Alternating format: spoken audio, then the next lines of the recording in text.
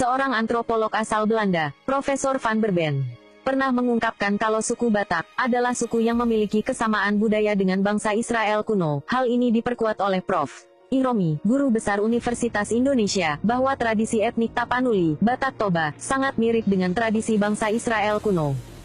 Terpecah hingga menyebar ke seluruh dunia. Pendapat ini didasarkan pada penelitian mendalam yang menyebutkan jika dulu Israel pernah terpecah menjadi dua bagian, bagian selatan yang terdiri dari suku Yehuda dan Benyamin, Yahudi sekarang, dan kerajaan selatan yang disebut Yehuda, ibu kotanya Yerusalem, dan daerahnya dinamai Yudea. Bagian utara terdiri dari 10 suku, disebut sebagai kerajaan Israel. Dalam perjalanannya, suku-suku ini akhirnya tercerai-berai hingga tersebar di berbagai belahan dunia. Dan dipercaya sebagian ada yang meneruskan kehidupan di timur, hingga menetap di sebuah tempat yang konon dipercaya sebagai Borus, Tapanuli. Meski menuai perdebatan hingga sekarang, beberapa peneliti akhirnya berhasil membandingkan dua budaya ini. Berikut ulasannya.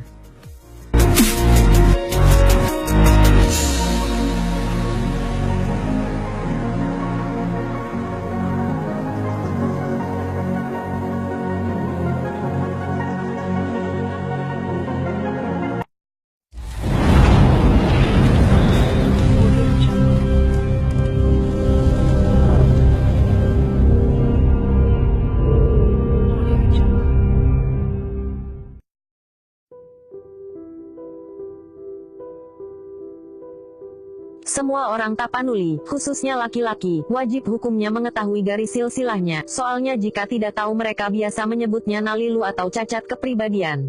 Sama halnya dengan bangsa Israel kuno, mereka juga menganggap bahwa silsilah sangatlah penting.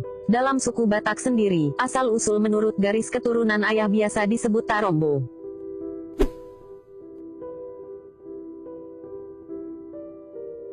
Masyarakat Batak juga memperbolehkan perkawinan sedarah yang enggak sembarangan. Perkawinan ini biasa disebut dengan marpariban.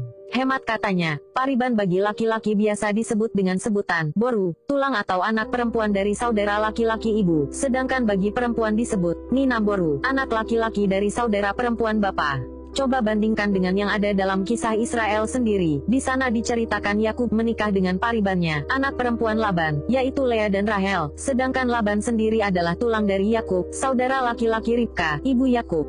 Di dunia ini hanya orang Israel kuno dan Batak saja yang memegang tradisi ini.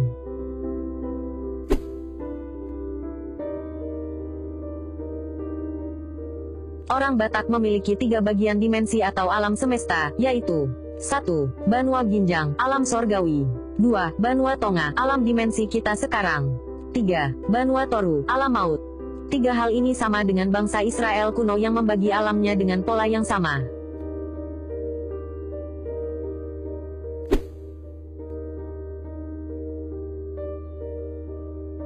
Jauh sebelum arus globalisasi berpengaruh besar seperti sekarang, suku Batak, terutama orang tua, selalu menitipkan tepat sirih, sehelai ulos, sebatang tongkat, atau apapun sebagai tanda jaminan hutang kepada pemberi hutang. Dan anehnya hal ini juga dilakukan oleh Israel hingga sekarang.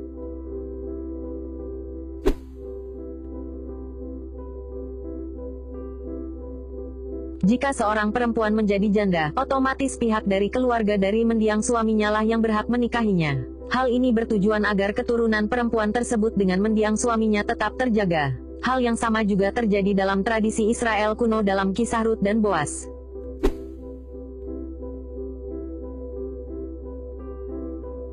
Soal marah, tentunya orang Batak juga dapat marah juga, cuma marahnya beda sama kebanyakan orang di dunia. Well, orang Batak kalau lagi marah pasti mengeluarkan sumpah serapahnya, yang bisa diartikan sebagai, beginilah kiranya Tuhan menghukum aku kalau kamu tidak kuinjak, kulibas, kuhabisi.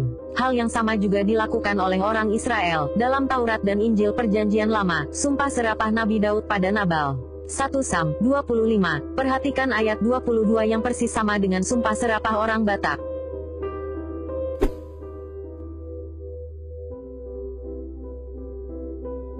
Penggalian tulang belulang, ekshumasi, bagi orang Batak adalah tradisi yang tetap harus dilestarikan. Alasannya selain mempererat tali persaudaraan juga untuk kepuasan batin semata.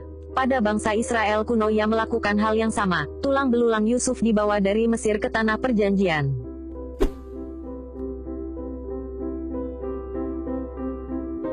Hal hal yang wajar jika satu keluarga menangis karena meninggalnya salah satu sanak familinya. Dalam bahasa Tapanuli tradisi ini disebut dengan mangandung.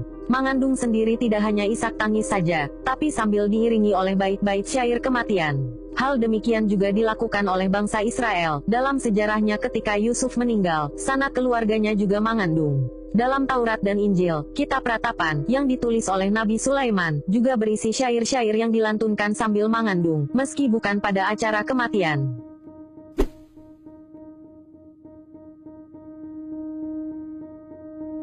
Budaya Batak dan budaya Israel juga memiliki kesamaan dalam hal anggota tubuh. Keduanya menganggap bahwa kepala adalah bagian tubuh yang paling tinggi martabatnya, sedangkan yang paling rendah adalah telapak kaki. Makanya jangan pernah menyentuh kepala seorang Batak tanpa ada permisi dulu, bisa-bisa berakibat fatal.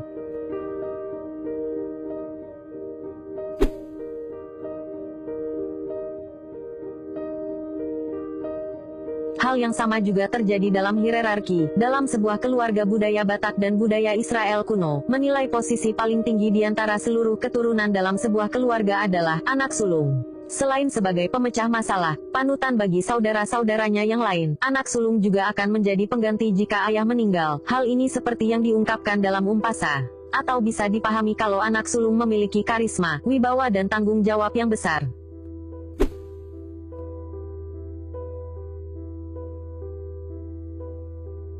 Soal gender, budaya Batak menganggap jika perempuan tidak memiliki posisi kuat dalam sebuah keluarga. Kenapa? Karena perempuan nantinya akan dimiliki orang lain yang bisa saja tidak bisa meneruskan marga. Hal serupa juga terjadi di bangsa Israel kuno. Bangsa ini juga enggak memasukkan anak perempuan dalam silsilah keluarga.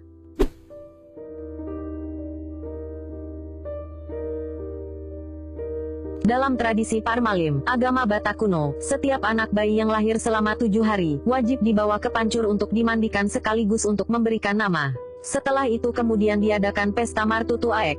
Bangsa Israel juga berbuat demikian, bayi mereka yang baru lahir dilarang diberi nama, sebelum waktunya tiba, 7 hari.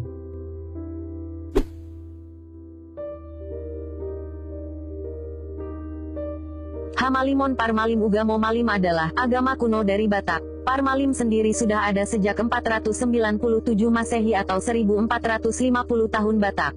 Ketuhanan menurut Hamalimon Parmalim, Tuhan adalah mula jadi Nabolon, yang besar yang tidak berujung. Dia adalah mutlak absolut, Maha Esa, Maha Kuasa, Maha Agung dan tidak dapat dibandingkan. Sedangkan dalam praktik keagamaan, agama Batak kuno ini melakukan upacara Patikni Ugamo Malim, yang bertujuan untuk mengetahui segala kesalahan dan dosa serta meminta ampun kepada Tuhan Yang Maha Esa.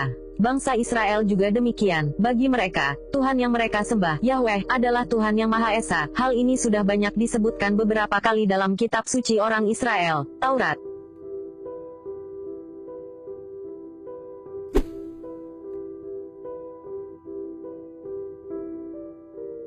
Selain melaksanakan upacara Patikni Ugamo Malim, dalam agama Batak kuno, juga memiliki aturan yang mengharuskan setiap pemeluknya melakukan Marari Sabtu, atau ibadah rutin yang diadakan setiap hari Sabtu. Bangsa Israel, khususnya umat Yahudi, juga melakukan acara keagamaan setiap hari Sabtu yang dikenal dengan sebutan Sabat.